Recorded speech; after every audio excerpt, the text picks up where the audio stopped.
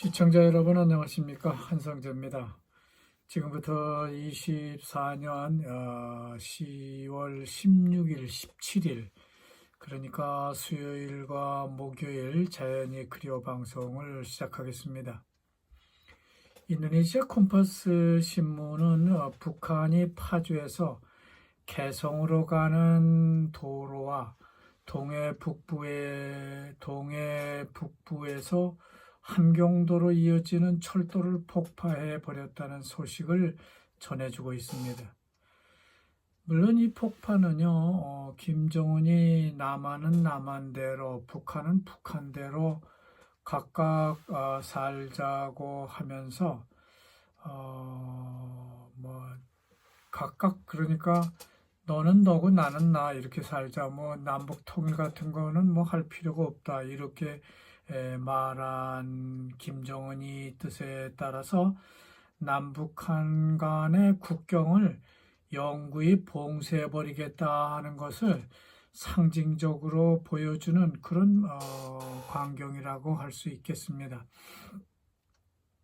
이미 몇 년 전에 개성에 있던 남북연락사무소를 폭파해버리면서 남북협력사업은 이제 물 건너갔다고 말한 적이 있었는데 아직까지도 남북 간에는 대화가 이어지지 않고 있습니다.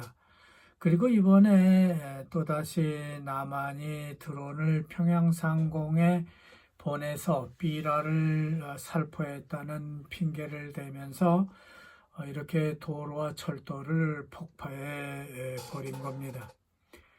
문제는 이런 사실보다는 지금부터라고 생각됩니다. 김정은이 국경을 단절하겠다고 하는 그런 그 의지를 구태여 잘 포장된 도로와 또 잘 놓여진 철도를 폭파까지 하는 그런 퍼포먼스를 보인 이유는 뭘까 하는 것이 중요하다는 것입니다. 그냥 남한과 북한이 아무 말도 나누지 않고 평화적으로 지내자라고 했다면 구태여 국경을 봉쇄를 할 필요도 없고 또 이렇게 폭파까지 할 필요까지 있겠나 하는 것입니다. 그저 서로 싸우지 말고 잘 지내자, 각각 잘 지내자 했다면 그렇게 지내면 될 것 같은데 말하자면은 어린아이들 싸움같이요. 우리 이제 말 안 해. 그래서 길도 끊고 담도 쌀래. 이렇게 과대한 단절 퍼포먼스를 보이고 있다고 하는 것은 아무래도 김정은이가 뭔가 문제가 있는 것이 아니냐 하는 그런 느낌을 우리에게 주고 있습니다. 그래도 김정은은 아마 미국을 의식하고 있는 것이 아닌가 하는 생각이 듭니다.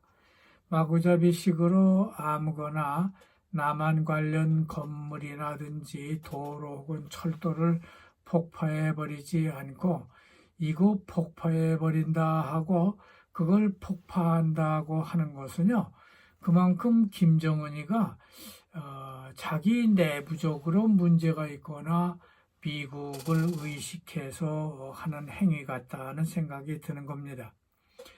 임종석과 같은 사람은 벌써 김정은이의 남북한 단절 의지를 말한 것과 같이 본인이 남한도 이제는 그럴 때가 되지 않았냐는 그런 말을 던지고 있습니다. 임종석이는 그럴 때가 된 것 같다고 말을 했지만은 그야말로 김정은이의 속셈을 그대로 그저 남한에 전한 것이다라고 생각됩니다. 그러니까 그는 북한으로부터 뭔가는 계속해서 이런 지령을 받고 있는 것이 아니냐는 그런 생각이 드는 것이죠. 하여간 남한 드론을 평양 상공에 보내서 삐라를 북한 사람들에게 뿌렸다고 우겨대는 김여정을 보면은 뭔가 좀 부족한 자작극이 아니냐는 그런 생각이 들고 있습니다. 왜냐하면 남한 드론이 북한 평양 상공까지 날아갔다고 하는 말을 평양 시민들이나 북한 사람들에게 알리게 되면은 오히려 그 사람들은 더 놀라고 두려워할 것이기 때문에 김여정의 말은 좀 반대가 자기들이 목표보다는 오히려 반대 효과가 날 것 같다는 그런 생각이 드는 겁니다.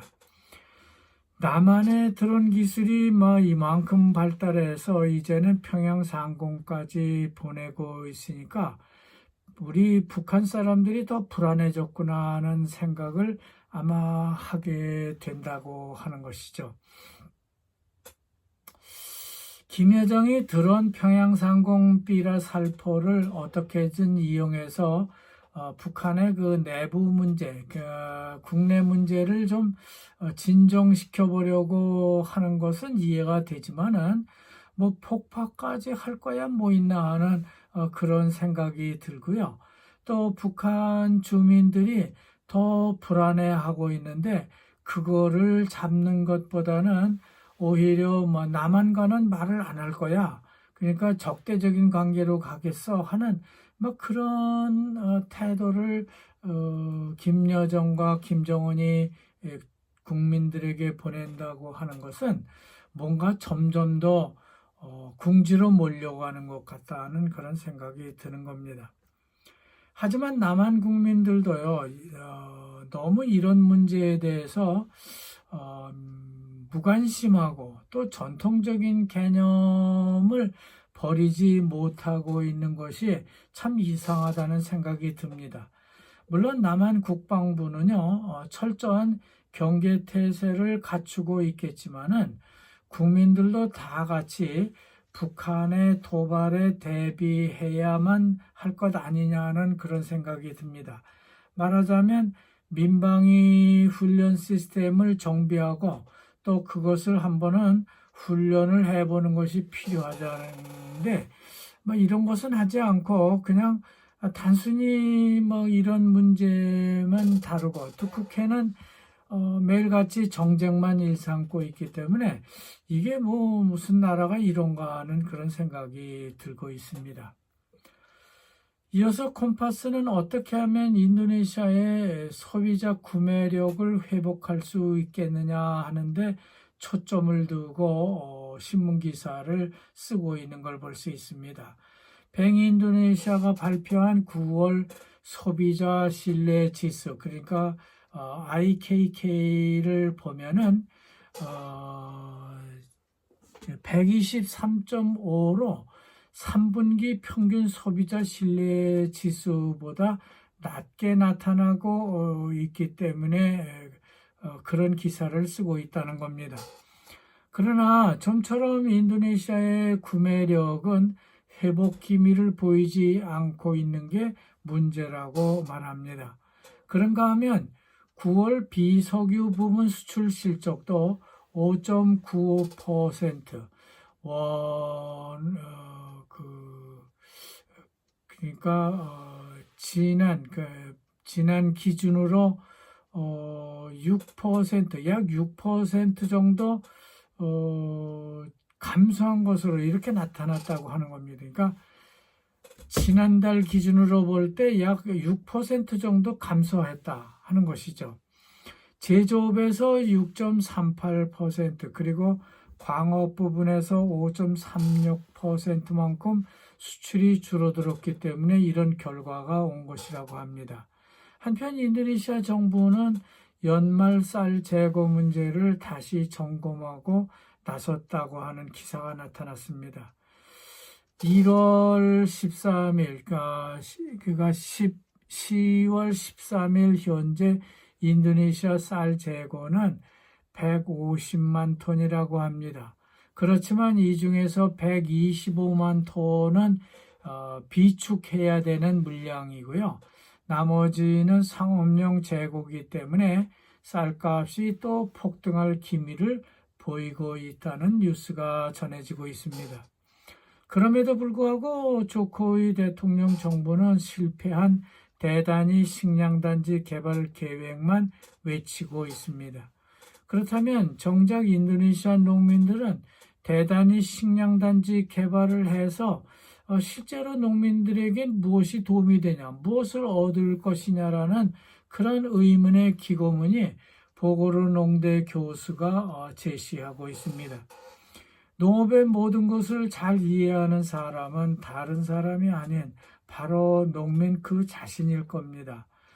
그들은 기후변화의 영향으로 가뭄이 길어지고 그래서 큰 압박을 받고 있는데 정부는 식량단지 개발만 하겠다고 외쳐대고 있기 때문에 정작 농민들은 거기에서 소외되고 있다고 하는 주장을 펴고 있습니다. 그래도 정부는 이를 계속하려고 노력하고 있다고 합니다. 그 결과 9월 24일 인도네시아 농민의 날 기념식에서 식량 비축 문제를 두고 의견이 첨예하게 분분한 대립을 했는데요. 폭풍이 일어날 것 같은 그런 놀라운 일이 아니다. 그렇게 다툼이 일어난 것은 그리 놀라운 일은 아니다라고 말하고 있습니다. 그렇기 때문에 조코위 대통령은 차기 프라보 대통령과 식량 에너지 그리고 에너지 안보 강화에 중점을 두면은 좋겠다는 발언으로 볼 때 식량단지 프로젝트는 아마도 프라보 정부에서도 계속될 것으로 생각이 됩니다.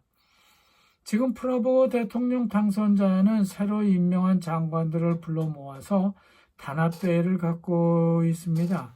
그렇기 때문에 보고로 한발랑 프라보 사저로 올라가는 길은 아주 붐비고 있는 것으로 알려졌습니다. 한편 조코위 대통령은 임기 3일을 앞두고 메단을 이례적으로 방문하고 있습니다. 아마 딸과 사위도 볼 겸 마지막으로 메단 여행을 선택한 것 같습니다. 하지만 2024년 올 인도네시아 쌀 농사는 가뭄으로 인해서 수백만 톤이 감소했다고 합니다. 통계청은 단위 면적당 쌀 표본 조사를 실시한 결과 1월부터 12월까지 전국 인도네시아 쌀 생산량은 3,034만 톤이 될 것으로 추정하고 있습니다. 지난 23년, 그러니까 작년에는 3,110만 톤이었기 때문에 2.43%, 그러니까 76만 톤의 쌀이 감소했다고 하는 겁니다. 이렇게 쌀 생산량이 크게 감소한 원인은 가뭄 때문이라고 합니다. 그러나 정상기후 조건 하에서는요, 10월에서 3월 일기작을 할 때에 헥타르당 8 내지 9톤의 쌀을 생산하고 있지만은 이기작에 되는 3월과 8월에는 6 내지 7톤밖에 생산하지 못하고 있다고 합니다. 이걸 막으려면은요, 물을 어떻게든 대줘야만 한다고 하는 것이죠. 따라서 농업부 장관은 각 농가에 양수기를 대대적으로 지원해 준 적이 있습니다. 그렇지만 농민들은요, 양수기만 있으면 뭐하나 물이 없는데 이렇게 한탄을 하고 불만을 합니다. 따라서 농민들은 더 깊은 우물을 파주기를 원하고 있고 그렇게 함으로써 안정적으로 물을 댈 수 있을 것이라고 하는 믿음을 갖고 있다고 하는 겁니다. 이게 아니면은 댐을 막아서 농업용수를 대고 또 이리게이션을 지어서 물을 안정적으로 공급해 주는 것이 식량 작업을 하는 필수적인 요건이 아닌가 생각됩니다.